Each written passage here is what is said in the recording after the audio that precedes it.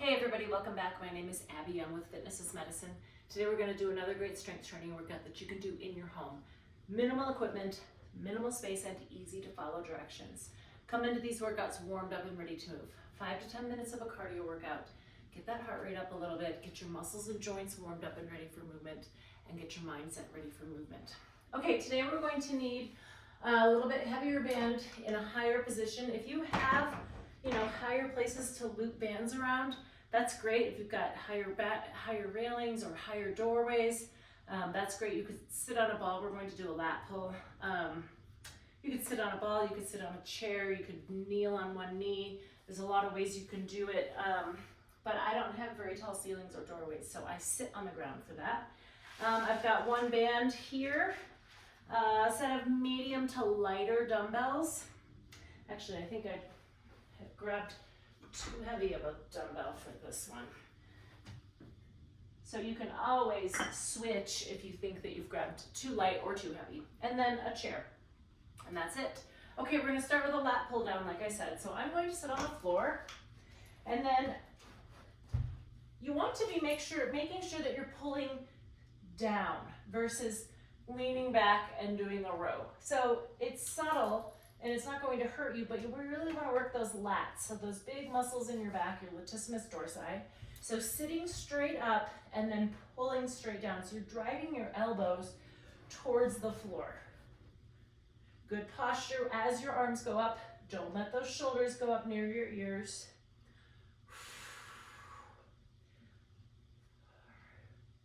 So remember, driving those elbows down, thinking about putting your shoulder blades in your back pockets.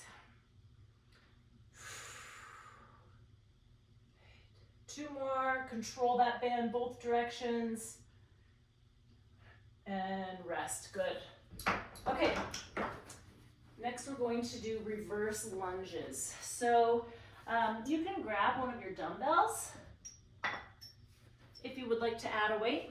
Of course, you can always grab a heavier one.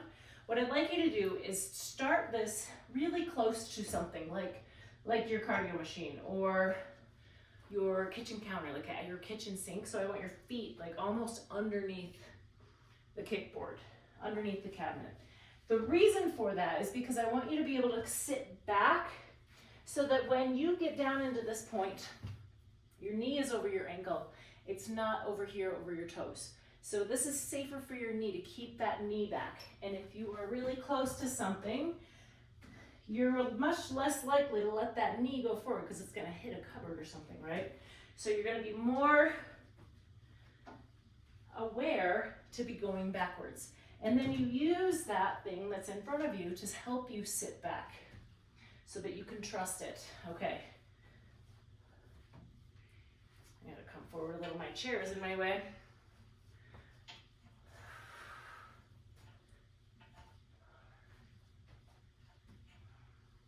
Now keep those shoulders level, even though you might be holding on to a weight. I'm gonna switch hands. Now, if you need to know, if you look down here, you should be able to see your toes. If you're not sure if you're doing it right, should be able to see those toes when you get down into that lunge. If your knees are hurting, just go a little shorter. You don't have to go as deep. You can go a little more shallow. Or if they're still hurting, maybe do sit-to-stands instead. And rest. Okay, good. Now we're going to do lateral raises, which is why I grabbed a lighter set, because these are harder. Excuse me. Our deltoids are not quite as strong as some other large muscles like our lats, and so we don't want to overdo it or injure your shoulder. Of course, you want to keep working them and challenging them, but we're going to lift out to the side like this. So lateral raises, so shoulders down and back. Now, you can do a tandem stance or maybe even a little staggered stance if that's too much. Now, when you go out, stop kind of right at or right below the height of your shoulder. One more. Breathing and rest. Good. Okay, now I'll put these over here out of my way for now. So I've got 2 sets out. Now we're going to lower down to the floor and do a bird dog. So on your hands and knees, hands beneath your shoulders, knees directly beneath your hips. And we're going to reach out opposite arm and leg. Hold it for 2 or 3 seconds. Now your goal is to keep your back nice and flat. Your neck is going to stay in neutral here. If you have shoulder pain, and this hurts to reach out, you can pick up one hand. Make sure you're doing the opposite side.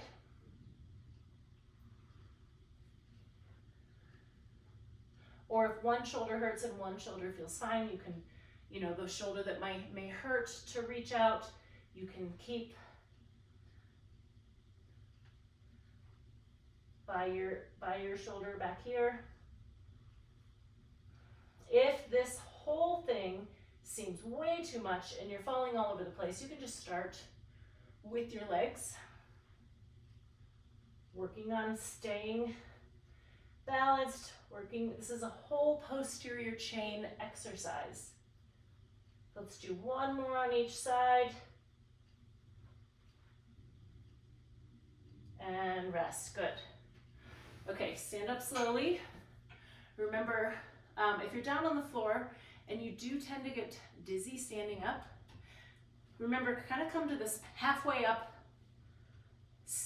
state and then stand up, because that will help neutralize your blood pressure before you just stand straight up. Okay, let's do a shoulder stabilization exercise. We're gonna do internal rotation. So what that looks like is you're gonna have your hand at a 90-degree angle, like you're holding a platter. Elbow stays glued to your side, and you're just gonna pull across like this. Athletic stance. I'm keeping my tummy tight. I'm keeping my shoulders level, so I'm not turning like this. I am just rotating right here at my shoulder. And now I'm gonna switch and do the other side. So you can see sort of the side view here. My elbow is staying right at my side, straight down from my shoulder.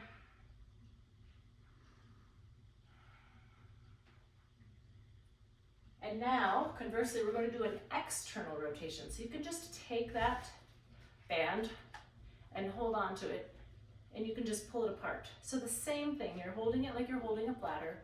It's not a very large movement. Notice that I'm only pulling it 2 or 3 inches on each side.